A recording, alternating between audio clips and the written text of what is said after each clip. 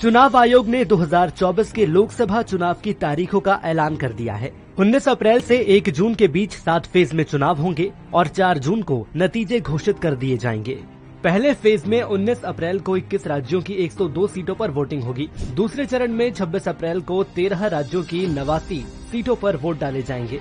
Phase 3 में 7 मई को 12 राज्यों की 94 सीटों पर मतदान होंगे। चौथे चरण में 13 मई को 10 राज्यों की 96 सीटों पर वोटिंग होगी। पांचवें चरण में 20 मई को 8 राज्यों की 49 सीटों पर वोट डाले जाएंगे। फेज 6 में 25 मई को 7 राज्यों की 57 सीटों पर मतदान होगा। 7वें चरण में 1 जून को 8 राज्यों की 57 सीटों पर वोटिंग होगी। इस बार चुनाव आयोग ने इलेक्शन की टैगलाइन चुनाव का पर्व देश का गर्व रखी है। पिछले लोकसभा चुनाव में इलेक्शन की तारीखों के ऐलान और वोटिंग के बीच 31 दिन का अंतर था, लेकिन इस बार ऐलान और वोटिंग के बीच 34 दिन का अंतर है।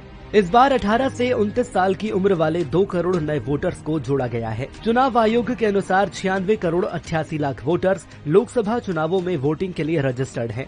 ये आंकड़ा दुनिया में सबसे ज्यादा है। लोकसभा में कुल 543 सीटें हैं, जिनमें से फिलहाल बीजेपी के पास 290, कांग्रेस के पास 49, DMK 24, TMC 22, YRS Congress 22, Shiv Sena 19, BJD 12, Baspa 10 और जेडीयू के पास 16 सीटें हैं। अन्य 60 सीटें एनसीपी, सीपीआईएम समेत कई क्षेत्रीय दलों के पास हैं।